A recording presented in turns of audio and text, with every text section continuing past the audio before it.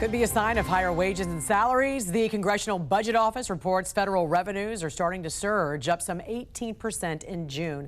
A lot of that money is coming in from income taxes and tariff revenues. Joining us this morning to discuss is former Trump White House economic advisor Steve Moore. Good morning to you, Steve. Happy hump day. Good morning, Jeff. The CBO reports money from tariffs up $18 billion. That's up nearly 300% year over year. Payroll taxes, they rose by $55 billion. And Steve, this goes back to what you said before about increasing taxes for the people does not equal more tax revenue. But a booming economy with more Americans working does. Talk a little bit about how this works. Yeah, that's exactly right. So there were two reasons we saw this surge in the revenues in the last couple of months, Jan. One was that what you just mentioned, which is that tariff revenues are up because we have increased tariffs. Whether you like tariffs or not, they do generate revenue for the federal government and reduce the deficit. And the second reason is the other thing that you just mentioned, which is that more Americans are working. They're getting bigger paychecks. The economy is doing very well right now. And when the economy does well, people, tax revenues rise. So I hope, look, it's only 2 months worth of data, but if this continues, we're going to see a decline in the deficit this year, and I think everybody would applaud that. Yeah, there's the hope there. Energy, obviously, one of the biggest drivers for inflation, for the economy, for jobs. There's this left-wing narrative right now that cuts to energy giveaways, raise energy prices. You say, give me a break. There's no such thing as cheap wind or cheap solar. So does the more that we have to rely on green anything also show that we need more green to pay for it? Right. So I'm all for people using solar and wind power if it's economical. The problem is right now it's not very economical. It's not very reliable, and it's very costly. And so the way we make up for the difference is that we subsidize it with federal tax dollars, which I think is a mistake. Now, Jan, we did see a little bump up in the inflation rate yesterday. You may have seen that, just a slight increase. And some of that was due to energy costs. But Trump is all in on the drill, baby, drill idea of producing more oil, more natural gas. And as that comes online, I think you're going to see gas prices continue to fall. And boy, that would be a nice relief at the pump after 4 years of rising gas. Remember, at one point, gas prices at $5 a gallon under Biden. I remember when we were talking about prices in California, sometimes hitting, double digits. They still pay $5 a gallon because they pay about $1 more than every other state because of all their environmental rules. But I think, look, the news on inflation is that we brought it down to about the 2.5% range. Of course, there's going to be a big fight, as you know, about what happens with the Federal Reserve.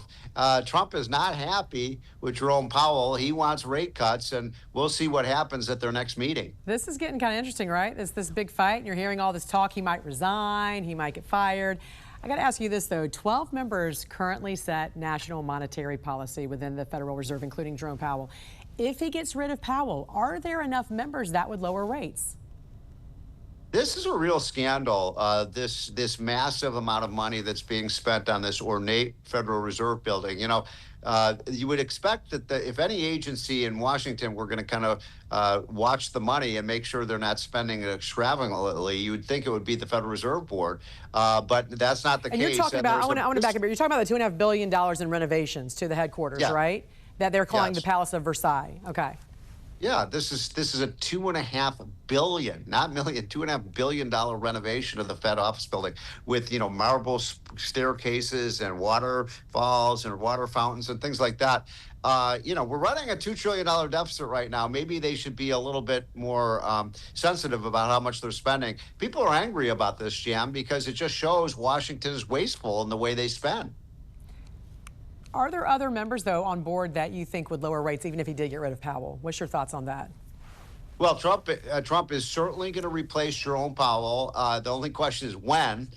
So Jerome Powell's term is up early next year, as you know, and there's some talk in the White House of maybe trying to replace Powell before that.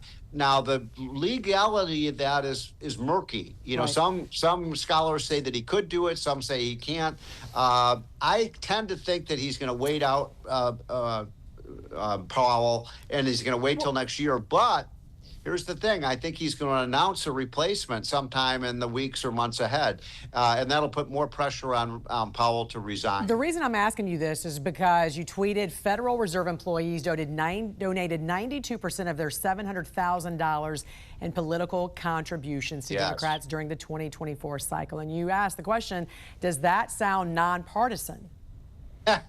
So this is another burgeoning scandal at the Fed. You know, if there's any place where there should be diversity of political opinion, it should be at the Federal Reserve Board. But look at those numbers, Jan.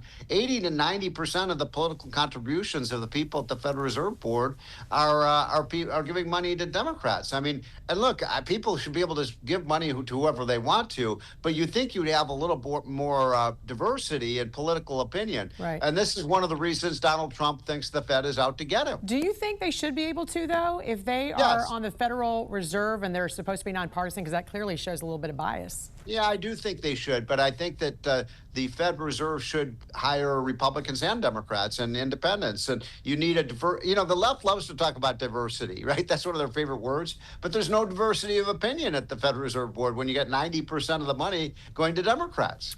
All right. So much to come this week and next week as well. Look forward to talking to you then as well. Former White House economic advisor Steve Moore, we appreciate you joining us. Thank you. Thank you, John. Have a great day. You too.